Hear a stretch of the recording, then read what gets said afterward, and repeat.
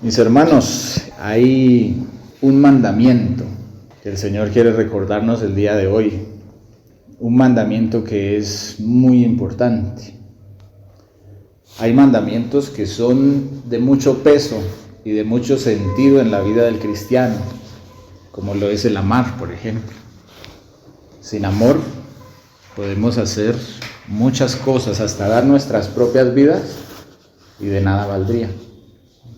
Pero hay otros mandamientos que, aunque no son tan vitales, si los descuidamos, las consecuencias nos pueden llevar a lo vital por esa causa. El Señor nos ha puesto en medio de su obra. El Señor ha venido tratando al ser humano a través de la ley y los profetas, una ley que tenía como característica que no podía hacer perfectos a las personas que estaban bajo la ley y bajo los profetas. Y el Señor se empezó a cansar poco a poco de tantos sacrificios, se empezó a cansar poco a poco de que las personas no cambiaran, de que las personas dijeran, pues, olvidémonos un poco de la rigurosidad de la ley y cualquier cosa, pues ofrecemos un sacrificio para el perdón. Entonces las personas tenían esa libertad de portarse a veces como quisieran, y ¿qué hacían después? Ofrecían un sacrificio. Entonces el Señor se empezó a cansar de eso. En Hebreos capítulo 10 le dice el Hijo al Padre: sacrificios y holocaustos no te agradaron, mas me preparaste cuerpo. Y el Señor Jesús vino en el cuerpo que le había preparado su Padre, y vino y entregó su cuerpo, y fue una obra tremendísimamente fuerte para Él. ¿Cuál fue el motor que ustedes creen que movió esa obra del Señor Jesús? El amor. El amor. Él amaba a su Padre y nos amaba a nosotros, ¿sí? Y ahí hay un submandamiento. Ya que estamos hablando, ya vamos a llegar a ver cuál es el mandamiento. Era la obediencia. ¿Recuerdan ese gran balance jurídico? El gran balance jurídico, ¿cuál es? Que por un hombre toda la humanidad declinada hacia la muerte. Por un solo hombre toda la humanidad empezaba entonces a caminar hacia la condenación, ¿sí? La naturaleza caída. Entonces, pero eso hacía parte del plan de salvación del Señor. ¿Por qué? Porque si por un hombre toda la humanidad fue declinada, pues también por un hombre todos podían ser redimidos, todos podían ser salvados, ¿sí? El acusador o el opositor podía reclamar: ¿cómo así que por un solo hombre vas a salvar a todos? Eso no es justo. Y el Señor va a decir: sí es justo. Y dice que fue por su obediencia, ¿sí? Entonces hay mandamientos que complementan los mandamientos principales, ¿sí? Porque si el Señor tiene amor por su Padre, si el Señor tiene amor por nosotros, el Señor Jesús, pero no actúa o no obedece, ¿sí? ¿Sí lo ven? Entonces dice que por la obediencia de Él nosotros vinimos a ser justificados, ¿sí? Entonces, antes de mirar este mandamiento importante que el Señor nos trae para el día de hoy, para que lo pensemos y seamos valientes y lo asumamos como un reto, que lo incluyamos en nuestra agenda como cristianos, como pueblo de Dios, como embajadores de Cristo.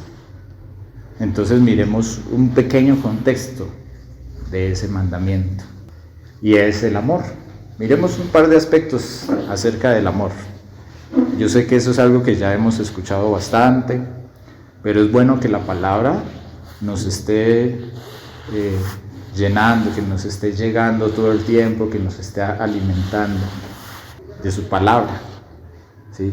Es algo que siempre nos va a nutrir, es algo que siempre nos va a fortalecer, es algo que siempre va a hacer que nuestro espíritu sea un espíritu saludable y que tenga fuerzas y que no tenga anemia,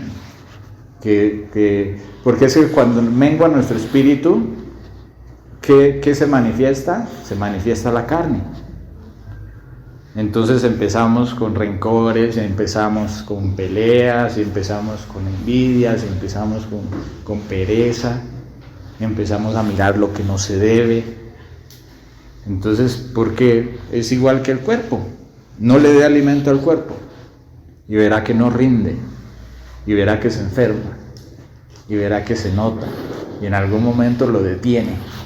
No le dé alimento al espíritu y verá que no rinde, y verá que se nota, y verá que en algún momento lo detiene.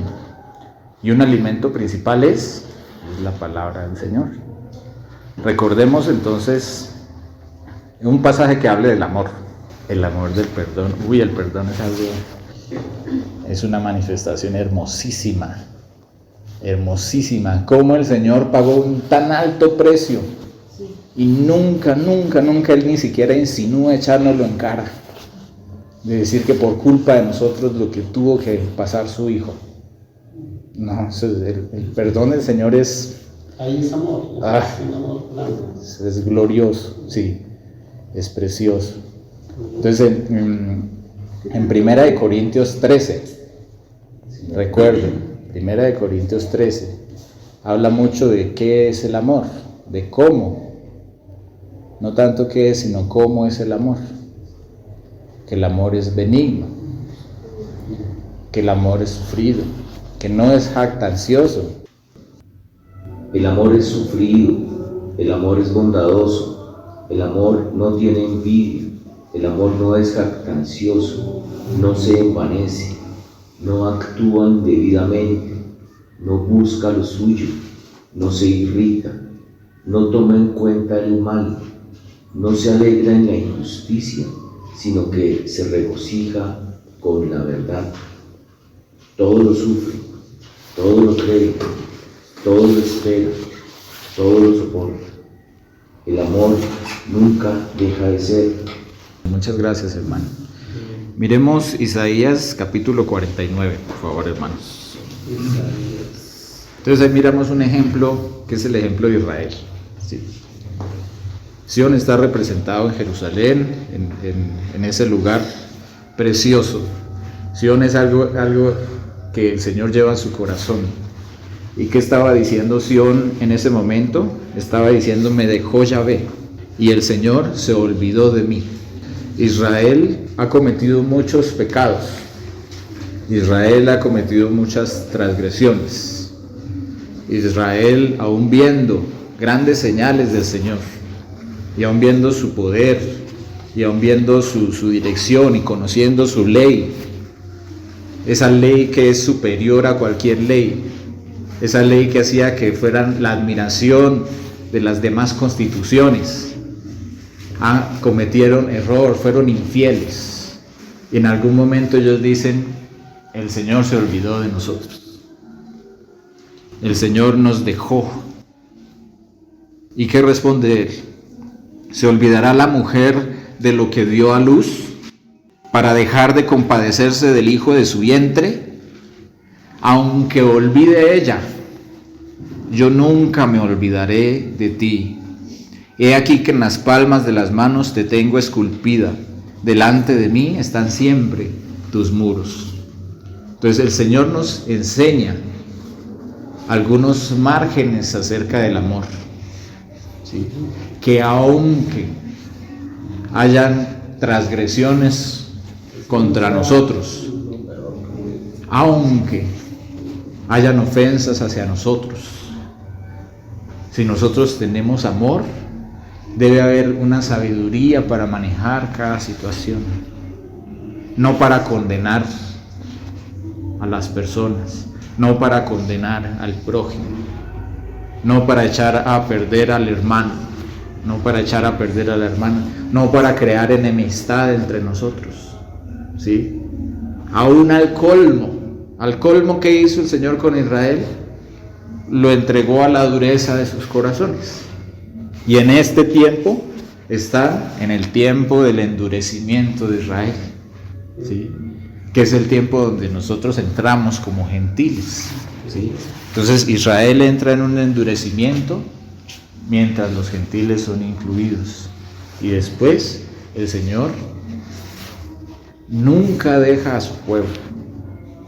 Él se ha obsesionado con cada uno de nosotros, ¿sí? El amor de Él es algo hermoso. Y Él tiene un inconveniente en ese sentido. El inconveniente es la justicia de Él, porque a causa de la justicia Él no puede recibir al pecador, por ejemplo, ni puede dar por inocente al pecador. Entonces Él sí nos ama, Él sí quiere que cambiemos, Él sí quiere que vengamos a Él, quiere darnos su reino, quiere estar con nosotros. Pero si nosotros somos pecadores, Él no lo puede recibir. Entonces puede haber amor, pero su justicia se interpone. Entonces Él, ¿qué hace? Él dice: voy a satisfacer esa justicia a una costa de mi propia carne, a una costa de mi propio dolor y de mi propio sufrimiento, ¿sí? Hay un castigo que viene hacia mis amados. Me voy a interponer entre el castigo y ellos y voy a recibir el daño. Y vino Él y lo hizo por nosotros. Entonces es una manera de satisfacer la justicia. Pero Cristo vino y extendió esos límites del amor y ahora nosotros podemos estar cobijados por el amor del Señor. Vamos a 2 de Tesalonicenses, capítulo 1, versículo 3. ¿Quién lo quiere leer? 3. Sí. ¿Lo leo? ¿Nunca 3? Sí, señor. 1:3. 1:3 dice: debemos siempre dar gracias a Dios por vosotros, hermanos, como es digno, por cuanto vuestra fe va creciendo y el amor de todos y cada uno de vosotros abunda para con los demás. Entonces, el amor de los tesalonicenses abundaba para con quién? Con los demás, para con todos los demás. Eso, entonces había amor en los hermanos. Romanos 5, capítulo 5, que dice que el amor del Padre fue derramado en nosotros a través de el Espíritu Santo. Sí, eso dice Romanos 5:5. Cuando nosotros hemos creído en el Señor, nosotros naturalmente éramos cuerpo y alma, con un espíritu apagado, con un espíritu muerto. Cuando hemos podido ver la cruz, cuando hemos podido creer en Jesucristo, el Señor nos ha dado vida en nuestro espíritu. Ahí es cuando llega el segundo nacimiento. Volvemos a nacer en el espíritu para estar con Él. ¿Y Él nos da qué? El Espíritu Santo. A través del Espíritu Santo es que el Señor ha derramado su amor en nosotros. Ese amor es para que abundemos para con las demás personas, ¿sí? Miremos primera de Juan 4:7, ya para terminar ese pequeño contexto del amor. Dios es amor. Amén.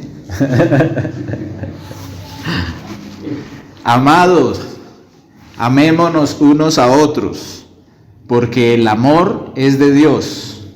Todo el que ama es nacido de Dios y conoce a Dios. El que no ama no ha conocido a Dios, porque Dios es amor. En esto se mostró el amor de Dios para con nosotros. ¿En qué se mostró? En que Dios envió a su Hijo unigénito al mundo para que vivamos por Él. En esto consiste el amor, no en que nosotros hayamos amado a Dios, sino en que Él nos amó a nosotros y envió a su Hijo en propiciación por nuestros pecados. Amados, si Dios nos ha amado así, debemos también nosotros amarnos unos a otros. En el 10 está explicando en qué consiste el amor. Y está diciendo que el Hijo se entregó por propiciación para nosotros. O sea que cuando se nos va a juzgar a nosotros, según la ley, primero hay una propiciación. Cuando se va a observar la ley que está en el arca, hay una etapa intermedia entre la ley y el que juzga.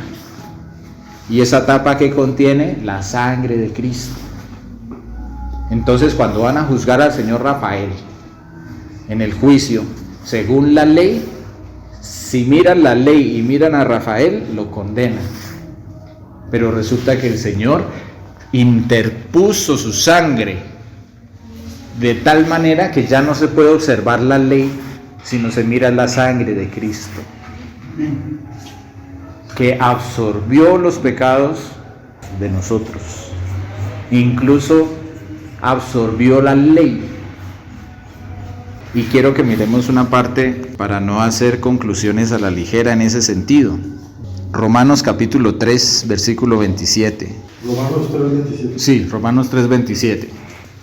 Entonces, mis hermanos, cuando el Señor dijo, quita este sistema de la ley para establecer esto último, que es mi cuerpo y mi sangre, dijo el Señor Jesús, se estaba refiriendo al trato con el pecado que se le estaba dando a los seres humanos. ¿Sí? Entonces, quiero que si por favor no entienden algo, preguntan, porque vamos a ir llevando una idea importante. Entonces, ese sistema con el cual se juzgaba al hombre según la ley, el Señor pidió que lo quitaran para establecer el sacrificio de su cuerpo y el derramamiento de su sangre, y que eso pudiera proteger a los que iban a creer en Él, ¿sí? Entonces, después de Cristo, aún habían personas que, por ser rigurosos en guardar las fiestas, por ser rigurosos en la circuncisión, por ser rigurosos en el sábado, por ser rigurosos en las cosas de la ley y por andar haciendo las obras de la ley, esas personas tenían una jactancia de que ellos sí cumplen, ¿sí? Porque estaban haciendo ¿qué? Estaban observando la ley para poder llevar su día a día. Y las personas no tenían otra salida antes de Cristo. ¿Qué tenían que hacer? Observar la ley y observar los profetas. Lo que pasa es que no alcanzaron a ver más allá. Ver más allá ¿qué es ver el sentido de la ley. El sentido de la ley es decir, ¿por qué Dios me dirá que no robe al hombre? ¿O por qué Dios me dirá que no puedo mirar a la mujer de mi prójimo? ¿O por qué Dios me dirá que no lo debo matar?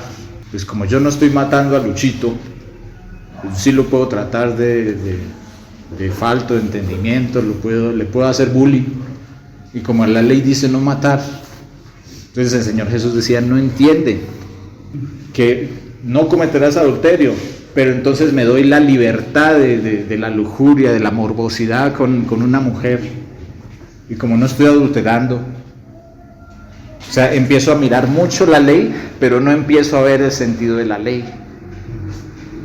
Y el sentido de la ley aún no se había establecido, pero las personas sí lo podían descubrir, que es el amor. Si yo tengo amor por mi hermano, voy a respetar sus cosas, voy a respetar a su mujer, voy a respetarlo a él en mis palabras, ¿sí? Si yo miro, digamos, al Señor José, que es hecho imagen y semejanza de Dios, entonces con mi boca bendigo a Dios, pero hablo mal de mi hermano que es hecho a imagen y semejanza de Dios. Hermanos, esto no puede ser así, nos dice la palabra. Esto no puede ser así. ¿Sí? ¿Lo ven? Entonces, había una rigurosidad en cumplir esa ley. Y aquí Pablo nos está diciendo, una vez ha llegado este sacrificio, una vez ha llegado este tiempo de gracia, ¿dónde pues está la jactancia de estas cosas? Versículo 27, queda excluida. ¿Por cuál ley? ¿Por la ley de las obras? No, sino por la ley de la fe. Concluimos pues que el hombre es justificado por fe sin las obras de la ley. ¿Es Dios solamente Dios de los judíos? ¿No es acaso también Dios de los gentiles? Ciertamente también de los gentiles, porque Dios es uno, y Él justificará por la fe a los gentiles, y por medio de la fe a los judíos. Ahí dice, Él justificará por la fe a los de la circuncisión. Los de la circuncisión son los judíos, son el pueblo de Israel. ¿Los va a justificar por las obras de la ley? No, por la fe. Por la fe a los judíos, al pueblo de Israel. Y por medio de la fe, ¿a quién? A los de la incircuncisión, que seríamos nosotros. Los israelitas también tenían jactancia en hablar de Abraham, nuestro padre Abraham, ¿cierto? Y a nuestro padre Abraham le fue contada su fe por justicia, ¿en qué momento? En un momento de incircuncisión. ¿Para qué? Para que también fuera padre de nosotros los gentiles. Entonces él fue justificado por fe. Desde Abraham venía esa figura. Fue justificado por fe. Y el 31 es muy interesante, mis hermanos. El 31 es muy interesante. Luego, por la fe, ¿invalidamos la ley? En ninguna manera, sino que confirmamos la ley. Entonces, ¿qué ocurre ahí? ¿Cuál era la característica de la ley? La ley no podía hacer perfectos a los que estaban bajo la ley. Sí.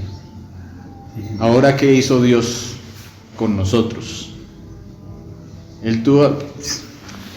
Es que José no va a cambiar de verdad. ¿Y él qué hace? Da el sacrificio por él, lo cautiva, lo atrae con lazos de amor y entra dentro de él, a través de su espíritu. El tripartito, Dios es espíritu, y el que se une a Dios, un espíritu es con él. Entonces, a través de esa obra de la gracia, que es en la cual nosotros estamos, a través del establecimiento del sacerdocio de Jesucristo, a través de la cruz para acá, nosotros ¿qué tenemos?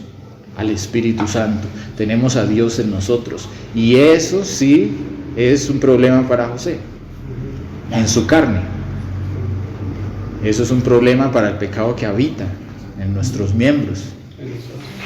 Eso es un problema para nuestra maldad que nosotros tenemos adentro, porque ya no somos gobernados por nuestras emociones, ya no somos gobernados por nuestra voluntad, sino el Espíritu de Dios empieza a crecer dentro de nosotros y se vuelve el que gobierna. Entonces Luchito ya me hace una ofensa, me hace un agravio, y yo ya no pienso, a mí no me trata mal, yo ya no pienso eso, o este man que le pasa, ¿sí? Sino más bien me preocupo, ¿en qué le ofendí? ¿Por qué dice así? No deberíamos estar así. Ya hay algo que está gobernando en mí. Entonces, esa fe en Jesucristo, ese espíritu que se activó en mí, desde el momento en que vi la cruz hacia acá, eso empieza a hacerme perfecto poco a poco. Ese sí es un sistema que funciona completamente, porque eso era lo que le hacía falta al sistema anterior de la ley y los profetas. Que las personas cambiaran, que las personas aprendieran a amar, que las personas empezaran a ser conformadas a imagen y semejanza de su Creador, que las personas en libertad pudieran decidir lo que es bueno y lo que es malo. Entonces el Señor instituyó un nuevo pacto en su sangre. Escribiré mi ley en sus mentes y en sus corazones, les daré espíritu de poder, de amor y de dominio propio. Y Pablo decía, miserable de mí, ¿quién me librará de este cuerpo de muerte? Pues gracias doy a Jesucristo, porque Él es el que me libra.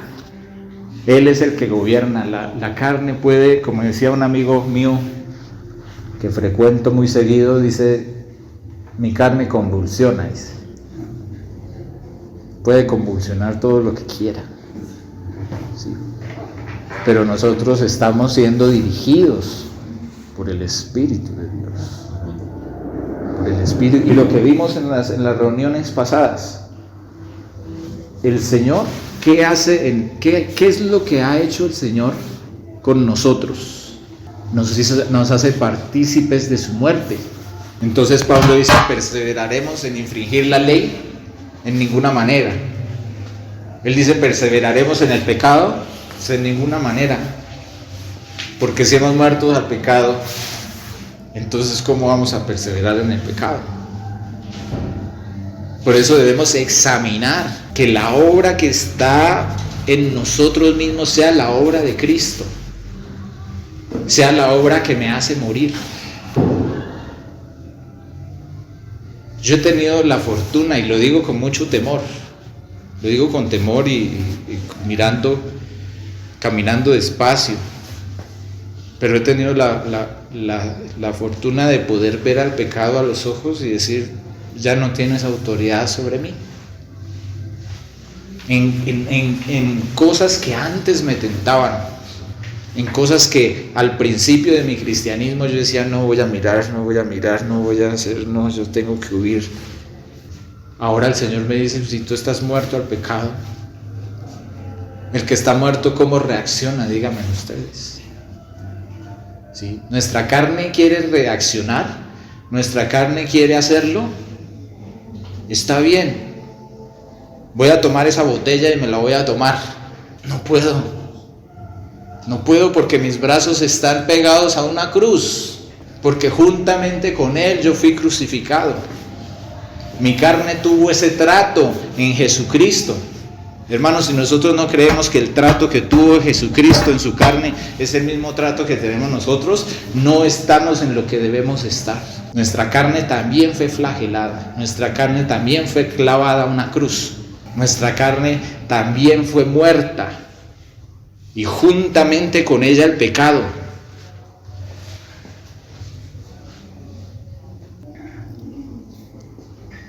¿Qué es amar? Juan 14:15. Si me amáis, guarda mis mandamientos. Y el versículo 21. Tiene mi mandamiento y lo guarda, ese es el que me ama. Y el que me ama será amado por mi Padre, y yo le amaré y me manifestaré a él. Quisiera que el tiempo nos diera para analizar cada uno de estos aspectos, que es muy importante, pero resumámoslo en que amar es obedecer. Amar es algo mucho más que obedecer, pero es un fruto que el Señor mira. Amar es algo mucho más hermoso, está lleno de cosas hermosas y preciosas, y de sacrificio, y de sufrimiento, y de bondades. Pero el Señor, cuando mira si alguien lo ama, mira el fruto, ¿sí? Y el fruto es si la persona está obedeciendo, si la persona se identifica con Él y dice: yo me uno a la causa de Cristo y voy a obrar según sus designios, según sus propósitos, según lo que es Él. Miremos en Deuteronomio capítulo 5, ¿qué tenemos? Está hablando de los 10 mandamientos, está hablando de la ley de Moisés.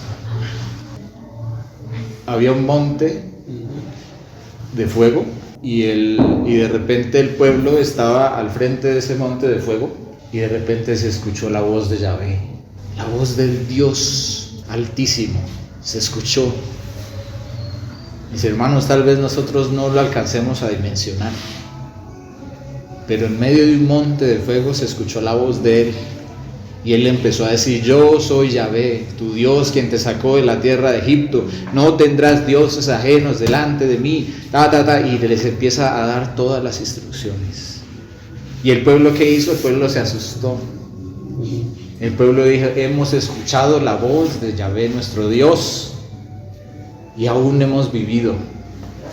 No morimos. O sea, fue tan tremendo que ellos decían, no morimos, hermanos. Hablemos con Moisés para que eso no nos vuelva a ocurrir, porque si volvemos a escuchar la voz de él, seguro morimos. O sea, tan vehemente fue, tan tremenda fue la voz del Señor delante de ellos, que ellos pidieron. Y cuando ellos pidieron eso a Moisés, ¿qué dijo el Señor? En el 28, en la parte B del 28, dice, capítulo 5, 28, he oído la voz de las palabras de este pueblo, que ellos te han hablado. Bien está todo lo que han dicho. O sea, eso de que mejor ve tú, Moisés, y que te hable a ti, y tú nos traes la razón, porque nosotros no resistiremos más esa presencia. ¿Y qué dijo Yahvé? Dijo, bien está lo que ellos han dicho. Y vean la expresión del versículo 29. Ese anhelo, esa añoranza del Padre para nosotros. ¿Quién diera que tuviesen tal corazón, que me temiesen y guardasen todos los días todos mis mandamientos, para que a ellos y a sus hijos les fuera bien para siempre? Oh, el Señor anhelando eso en nosotros, anhelando que pudiéramos nosotros tener temor de Dios, anhelando que nosotros podamos guardar las palabras del Señor. Y cómo nosotros guardamos las palabras del Señor ahora que estamos en Cristo. ¿Cómo guardamos las palabras del Señor ahora que estamos en la gracia? ¿Cómo obedecemos? Amando. Haciendo las cosas que dice la palabra. Amando a nuestro Padre. Amando al Señor con toda nuestra alma, con toda nuestra mente, con todo nuestro corazón, con todas nuestras fuerzas. El Señor dice, toda la ley y los profetas se resumen en amar al Señor y a nuestro prójimo como a nosotros mismos. Es algo que nosotros debemos examinar, mis amados hermanos, examinar.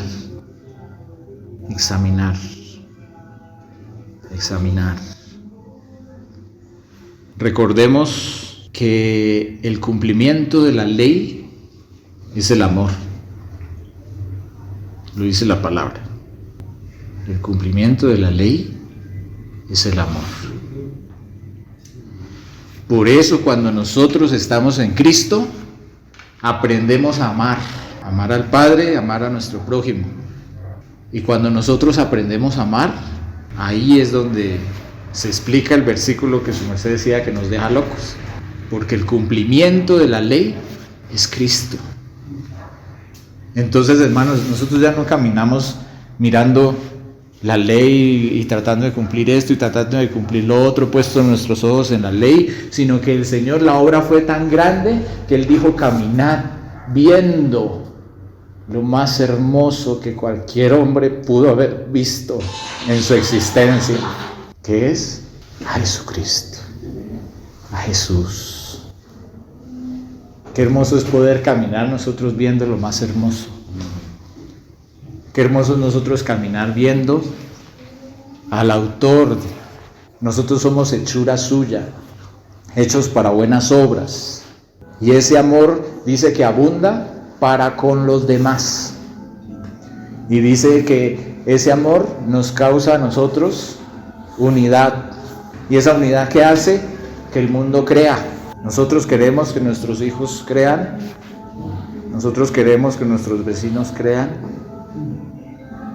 que personas que estimamos en gran manera pero que se han resistido al Señor crean.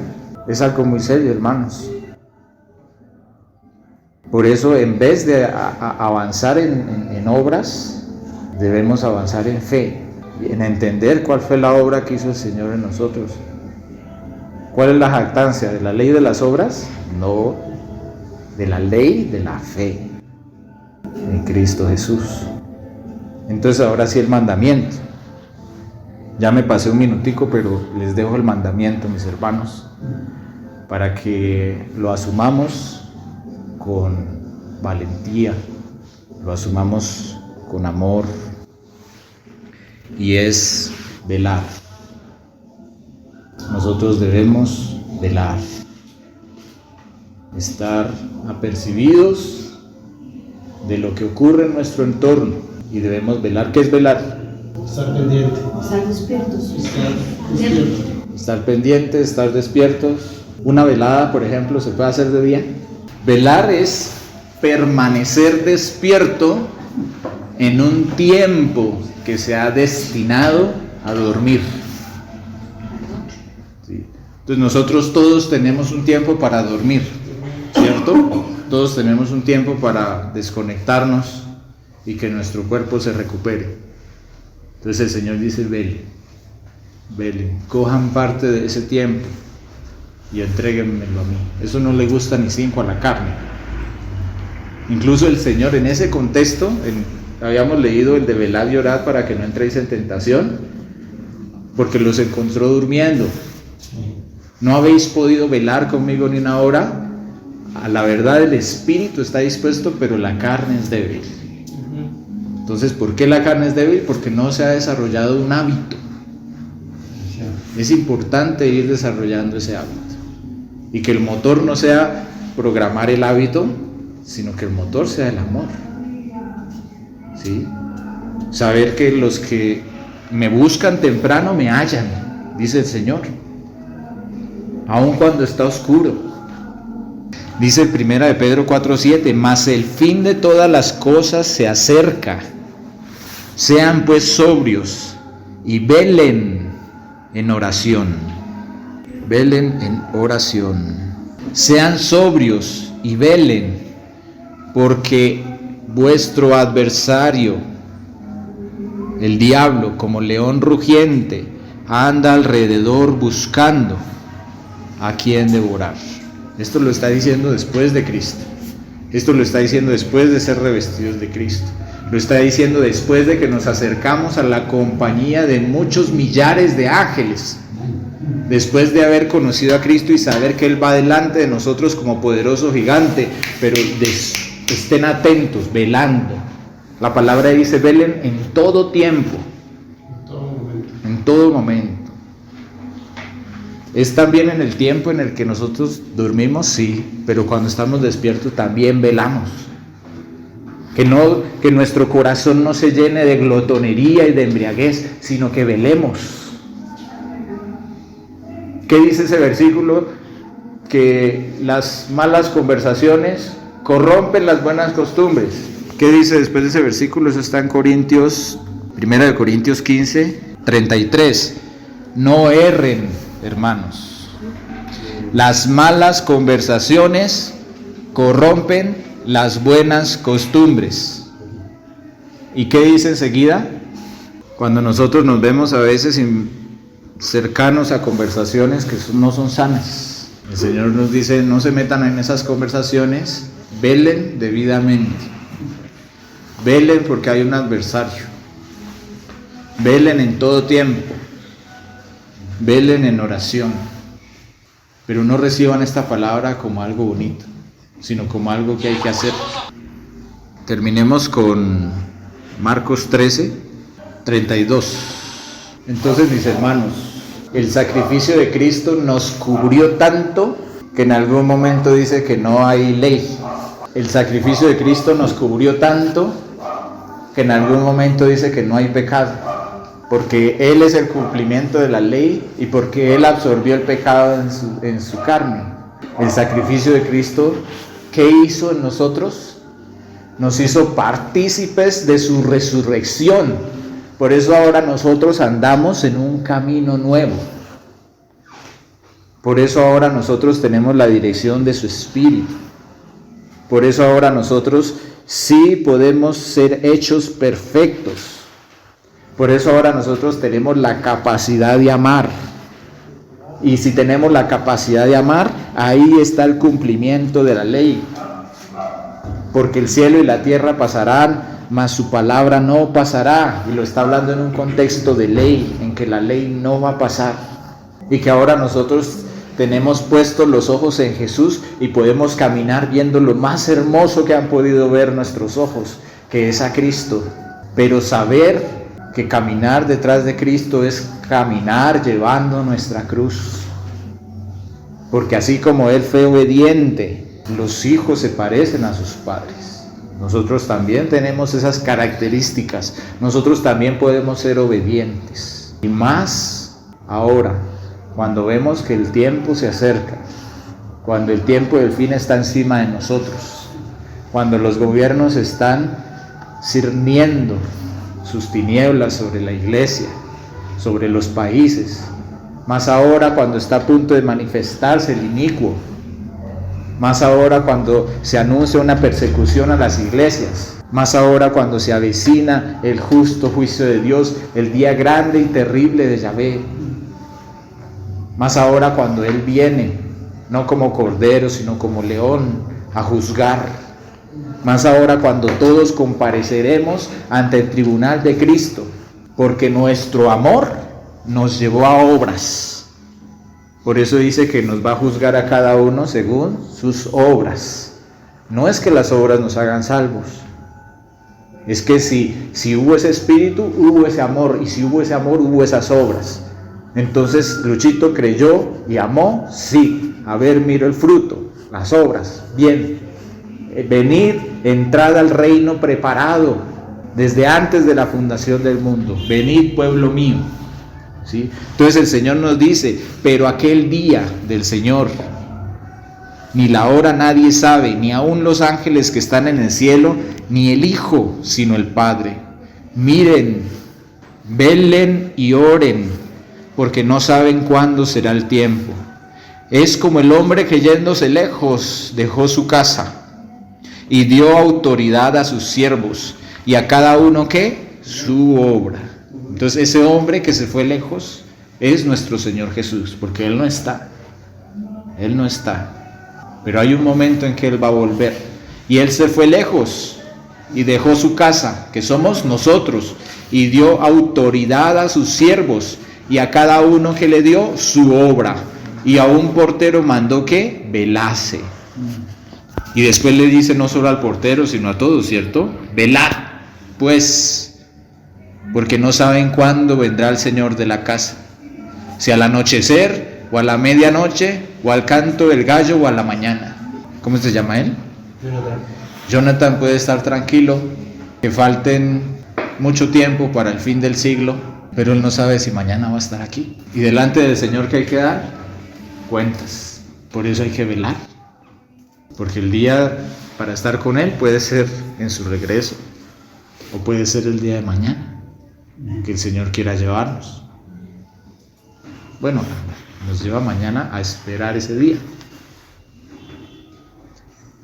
Entonces Él puede venir quizás al anochecer, quizás a la medianoche, o al canto del gallo, o a la mañana. Velen, para que cuando Él venga de repente no los halle durmiendo. Y lo que a ustedes les digo, a todos se los digo. Velen. Amén, mis hermanos.